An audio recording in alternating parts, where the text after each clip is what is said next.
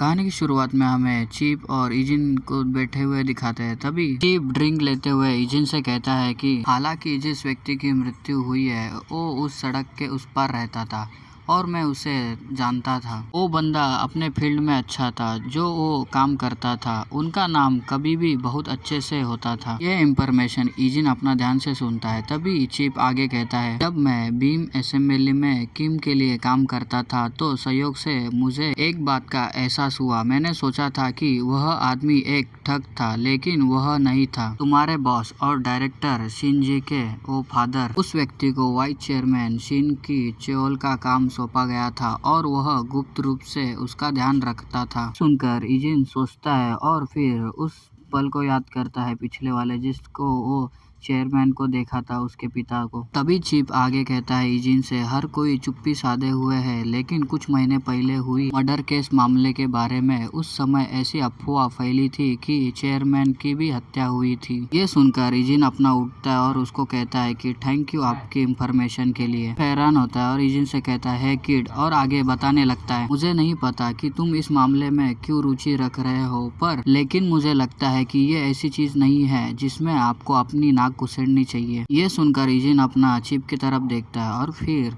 उधर से बाहर जाने लगता है और चीप उसको जाता हुआ देखते हैं और इजिन बाहर आके दरवाजा बंद कर देता है और पैसेज में चलते ही जा रहा होता है। तभी देखता है सामने, इजिन हैरान हो जाता है। तभी सामने से ही डिटेक्टिव को दिखाते हैं जो इजिन को अपने साथ में पुलिस स्टेशन लेके गया था। वो भी हैरान होता है कि ये बच्चा इधर क्या कर रहा है। इजिन उसको देख के सोचने लगता है और तभी पीछे से अपना चीफ आता है और उससे कहता है डिटेक्टिव से कि डिटेक्टिव तुम यहाँ क्या कर रहे हो। डिटेक्टिव आगे आते हुए कहता है कि ओ मैं इसलिए आया हूँ क्योंकि मुझे तुमसे कुछ पूछना है। तभी चीफ उससे कहता है कि ऐसा क्या है जो तुम्हें पूछना है, क्या तुम अंदर आके बात कर सकते हो। मैं बस जाने ही वाला था क्योंकि मुझे कुछ काम था। तभी चीप अपने इजिन के पीठ पर टैप टैप करता है। तभी इजिन समझ जाता है उसका इशारा और इजिन चीप के पास देखता है और फिर बाद में उधर से जाने लगता है। पर डिटेक्टिव इजिन को पीछे मुड़ के देखने लगता है और तभी अपना चीप उसको रोकते हुए कहते हैं। तभी डिटेक्टिव सुनता नहीं और कहता है कि है तुम।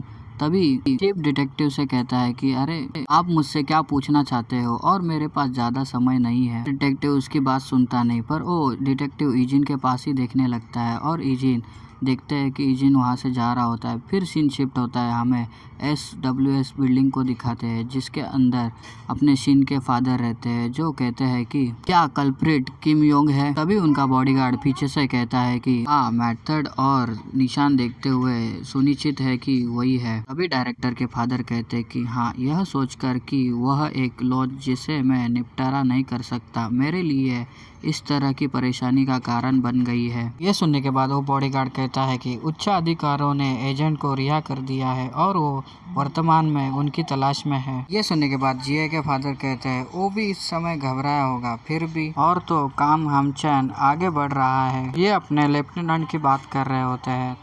तभी बॉडीगार्ड कहता है कि इस घटना के कारण उसने मिलिट्री से लीव ली है और फिलहाल वो प्राइवेट तौर पर वो किम योंग की तलाश कर रहा है। ये सुनकर डायरेक्टर के फादर हंसते और कहते, ओ डियर, मेरा सन इन लॉ अभी ट्रबल पैदा कर रहा है। इतना कहते ही सीन शिफ्ट होता है, हमें जंगल का सीन दिखाते हैं और जंगल में अपने लेफ्टिनेंट होते हैं जो कहाँ पे जा रहे होते हैं और थके आ रहे होते हैं और कहते हैं कि मैंने सुना है कि यहाँ पे कहीं पुराना एक घर है। तभी सीन पास में जाता है, हमें कैंप का सीन दिखाते हैं जहाँ पर कोई कहता है कि एक बार मुझे छुट्टी मिल जाए। जिसने ये बोला होता है वो दिखाते हैं, वो किम योंग रहता है और लेफ्टिनेंट रहते हैं। तभी किम योंग आगे कहता है कि जब तक मेरी दादी अलाइव है तब तक मुझे एक अपार्टमेंट में रहना होगा, लेकिन बाद में जब मैं अकेले रहूंगा तो मैं पहाड़ों में शांति से अकेले रहना चाहूंगा, ऐसी जगह जहां अक्सर लोग आते नहीं है। कि मैंने एक्सेस ट्री पर ऐसी एक जगह देखी है। ये सुनकर लेफ्टिनेंट कहता है कि क्या तुम ऐसी जगह पर रहना चाहते हो,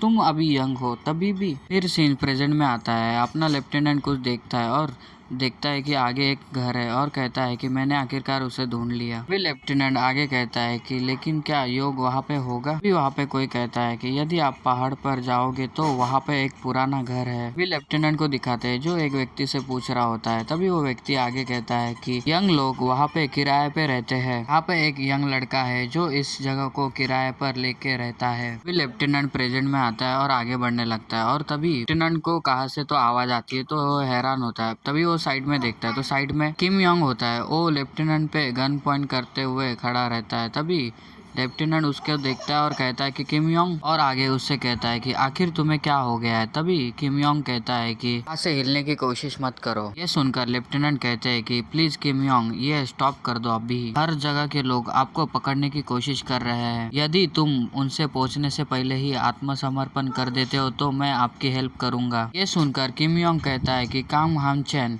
आप भी उन जैसे ही है, तो इसलिए इससे पहले कि मैं तुम्हें मार डालूं तो तुम यहाँ से चले जाओ। सुनकर लेफ्टिनेंट कहता है कि ऐसा मत करो प्लीज, इससे दोबारा विचार करो। आपकी ग्रैंडमदर क्या सोचेगी यदि आपको ऐसा देखेगी तो। इतना कहते ही वहाँ पे गोली चल जाती है। गोली सीधा अपने लेफ्टिनेंट के पैरों के बाजू में चल जाती है और लेफ्टिनेंट ये देख के हैरान हो जाता है। तभी किम योंग गुस्से में कहता है कि मेरे ग्रैंडमदर के बारे में फिर एक बार बात करे तो मैं तुम्हें मार डालूंगा। ये सुनकर लेफ्टिनेंट तो हैरान हो जाते हैं और कुछ बोलते नहीं। तभी अचानक से दूसरे साइड से कुछ आवाज आती है तो दोनों भी उस साइड देखते हैं। अभी हमें वहाँ पे 3 लोगों को दिखाते हैं जो उसी तरफ आ रहे होते हैं। तभी किम योंग कहता है कि उसने आपका पीछा किया है ना। ये सुनकर लेफ्टिनेंट कहता है कि क्या। इतने में किम योंग वहाँ से भागने लगता है और पीछे से अपने लेफ्टिनेंट उसको देखते हैं और कहते हैं कि प्लीज किम योंग रुक जाओ। किम योंग ये सुनकर वहीं पे रुक जाता है और कहता है ये ऐसी चीज नहीं है जिसे आप हैंडल कर सकते हो, और पीछे मुड़ते हुए आगे कहता है कि इसलिए दोबारा बीच में बोलने के बारे में सोचना भी मत। और इतना ही कहते हुए किम वहाँ से भागने लग जाता है और किम योंग को भागता हुआ देख के लेफ्टिनेंट उसके पास देखने लगते हैं और फिर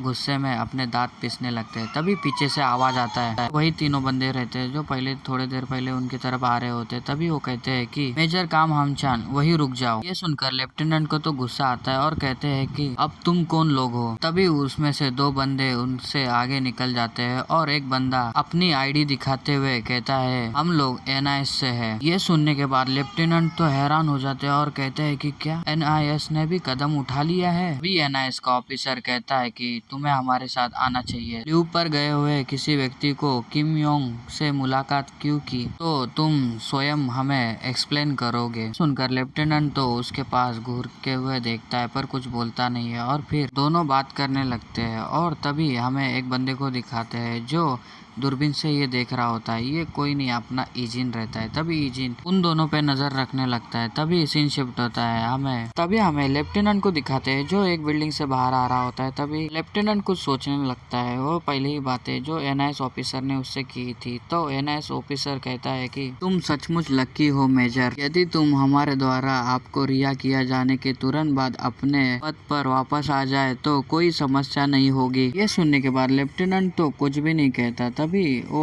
ऑफिसर आगे कहता है कि आप इसमें एक बार और इन्वॉल्व होगे तो आपकी फैमिली भी हमें नहीं रोक सकती मेजर। फिर सीन प्रेजेंट में आता है और लेफ्टिनेंट मन में कहता है कि अगर मैं ज्यादा केयरफुल होता तो मैं किम योंग से ज्यादा बात कर सकता था। तभी लेफ्टिनेंट को कोई आवाज देता है लेफ्टिनेंट। तभी लेफ्टिनेंट उसके पास देखते हैं कि वहाँ पे इजिन खड़ा रहता है मास्क पहने हुए। अभी लेफ्टिनेंट हैरान होकर इजिन से कहते हैं कि इजिन तुमने मुझे यहाँ कैसे ढूंढा। अभी दोनों चलते हुए जा रहे थे। तभी लेफ्टिनेंट कहता है कि ऐसे कैसे हो सकता है कि तुम मेरा पीछा कर रहे थे। तभी इजिन कहता है कि हाँ। अभी लेफ्टिनेंट आगे कहता है कि इजिन तुम्हें मेरी बात पर ध्यान देने की जरूरत नहीं है क्योंकि अब मुझे अपने पद पर लौटना होगा, इसलिए मैं और कुछ नहीं कर सकता। तभी इजिन लेफ्टिनेंट से कहते हैं कि वो लोग जो आदमी योंग के द्वारा मारे गए हैं वो सभी लोग SW के वाइस चेयरमैन के संबंधित है। ये सुनकर लेफ्टिनेंट कहता है कि क्या, और सोच में पड़ता है कि उसने किम योंग ने क्या कहा था। अच्छा, तो तुम्हारा क्या मतलब है कि ये मेरे